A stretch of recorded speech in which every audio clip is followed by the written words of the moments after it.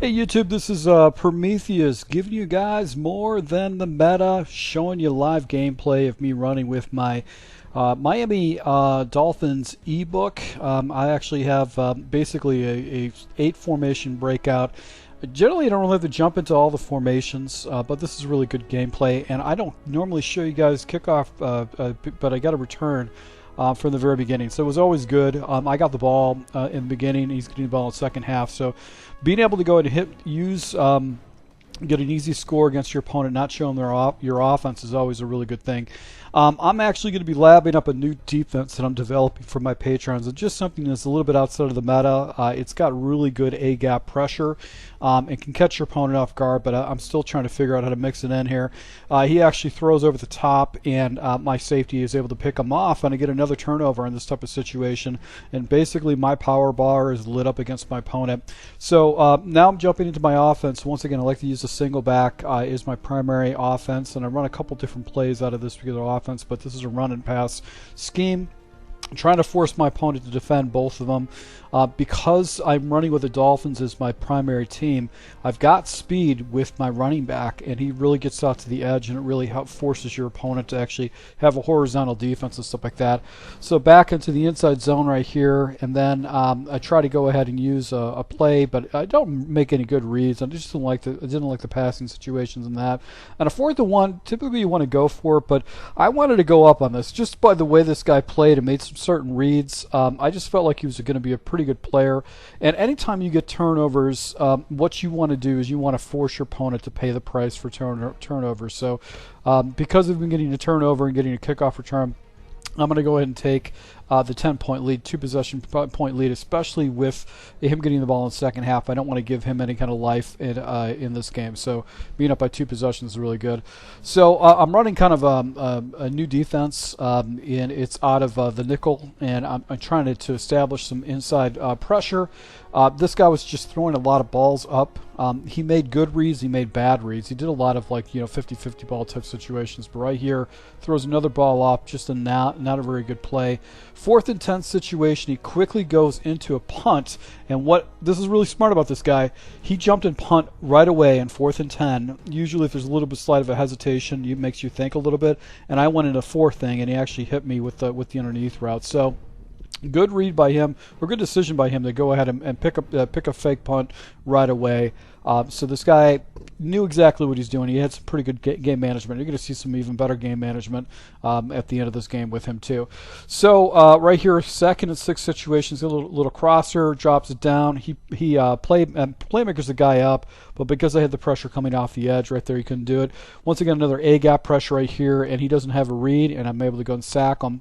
And he's got the ball on a 37-yard line, and he's able to go and hit a 54-yarder to put points on the board. So really good decisions. Once again, those are good decisions. Don't go for it in that type of situation.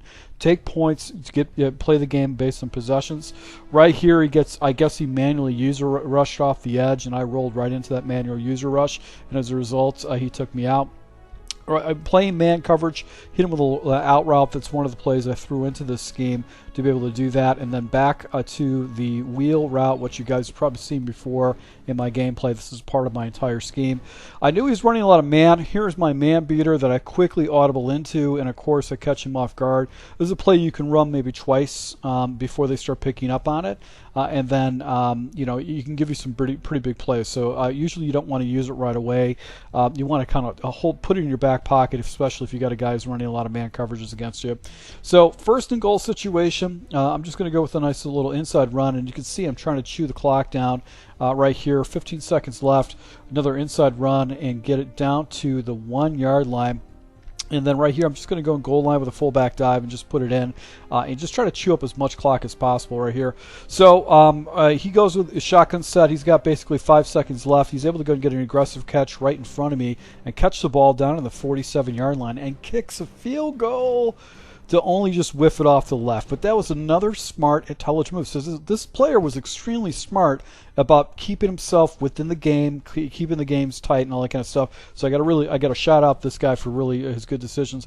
But he would do stuff like this. He would actually try a 50-50 ball, and I can understand with Stefon Diggs, you can try to get away with that type of stuff. But he was pretty much taking a lot of risk.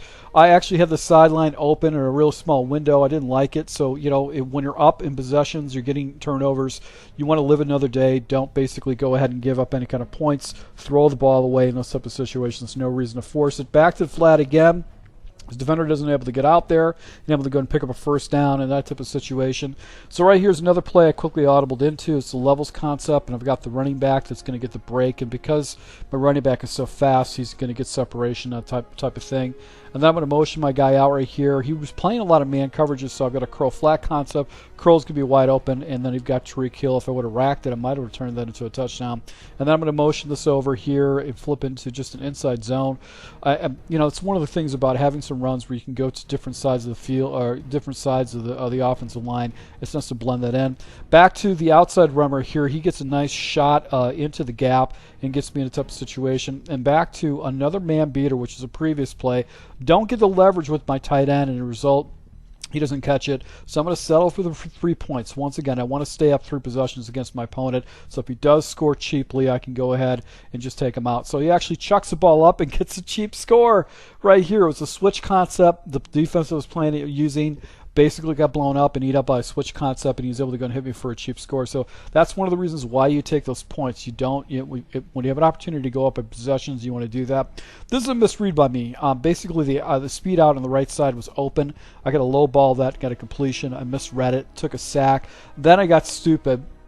Went into another formation, a play that I've been labbing, but I don't run it a lot, and I had to get depth because it was 3rd and 19. Just a bad choice in that particular play because I only have a couple different progressions on that, which one is short and one is long. That's like a second down type situation. You don't want to do that in a long play. So once again, he pops me over the top where I'm running this blitz situation, and he's just hitting me over the top. So I'm going to get out of my defense that I'm labbing and basically try to go into another defense so you can't hit me over the top. My goal right now is just to try to chew the clock down as much as possible, get first downs, try to get in a situation where I can go up by another possession or get another 3 points.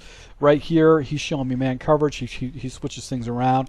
I'm really looking to the levels or the whip route off the right hand side, and I get exactly the read I wanted. Hit him with the whip and able to go and pick up a first down right there and get it down to a 2-minute warning.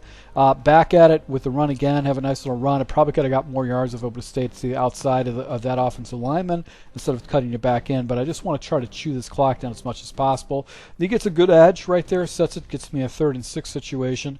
Jump back at it. Right here, I actually hit him with that money play again, and right there I'm able to go ahead and get a nice completion, get it into the end zone. So up 27-17, minute and 40 seconds left. He's got basically one of his timeouts left, and now he's just taking shot plays up. I'm just playing man coverage over the top, deep blues. Maybe I'm dropping zone coverages. I'm just going to force this guy to try to go ahead and beat me over the top, but don't, not given any kind of opportunity. So right there, 3 guys touch the ball, not his wide receiver.